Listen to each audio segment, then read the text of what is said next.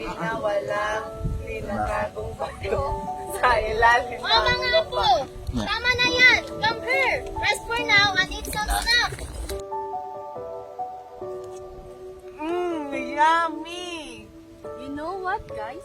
My dada bought me a toy boat and it's big! Wow, really? Well, my friend toy was way bigger than that. No!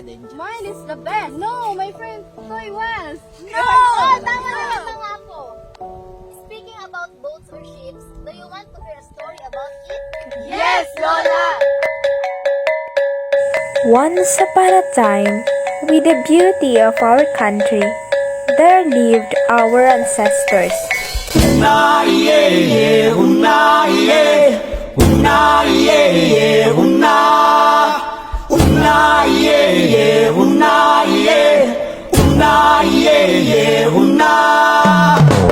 According to some folk tales, many crafts were made, and among them, the balangays or boats stood out the most.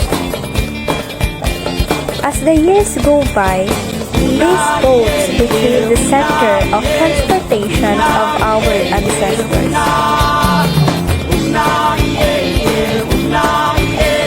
Even when colonizers came, boats or ships were given importance, and the culture of making it still continues until now.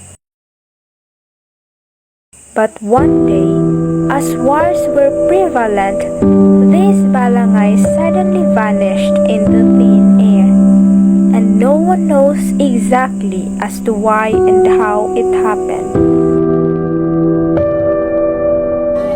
No one ever knows if Filipinos were the one who built the balangays. Okay, let's go home! Let's go, kids! But Lola!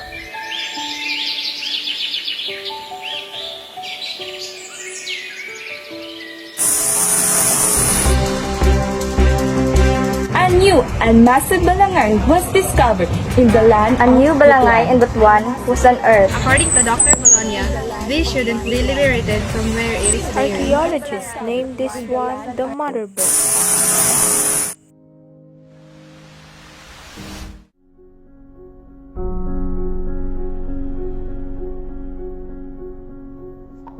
In August 2013, a groundbreaking was made in Butuan City, Mindanao. Archaeologists from the National Museum of the Philippines, led by Dr. Mary Jane Lois in Bologna, unearthed the largest ancient Filipino boat ever found, a massive balangay, also known as the Mother. The discovery of this balangay is very massive.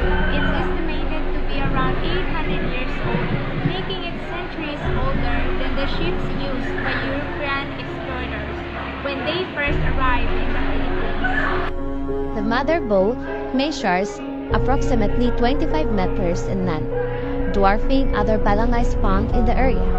The individual planks are as broad as a man's chest, and the three nails used in its construction are the size of soda cans. The size of this balangay is truly outstanding. The size of this boat makes it significantly larger than any other balangay found at this site. That's just one of the three nails used in its construction. So with nails this size, exactly how big is this boat?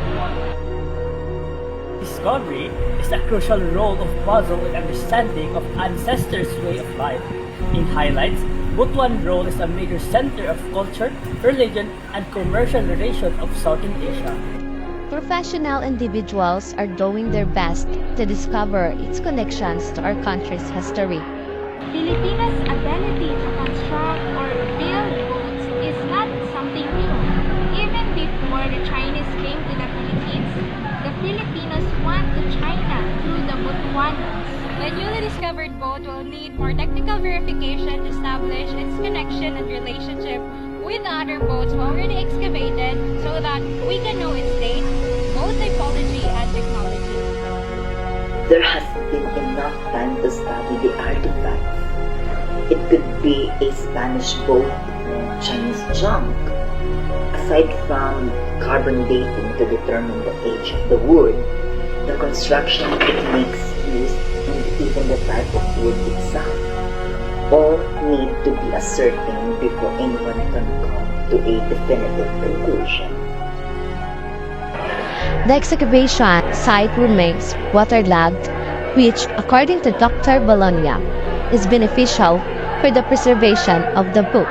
We are currently working on plans to establish a maritime heritage park in Butuan to properly conserve and display this significant finding. In order for the scientists and the public to appreciate the original without risking and damaging it, we can create its replica that's accurate down from the tiniest cracks and flaws and conserve the original one in safer conditions. But since no much bigger trees are left nowadays to make a replica of it, we'll just let the water seep in and leave it at that, because it's more protected than if you dry it.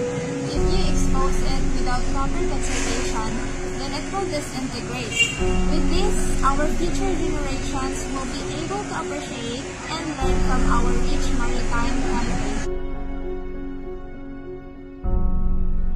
The mother boat not only rewrites Philippine maritime history, but also serves as a testament to the advanced boat-building skills of our ancestors. It stands as a symbol of our rich cultural heritage and maritime prowess.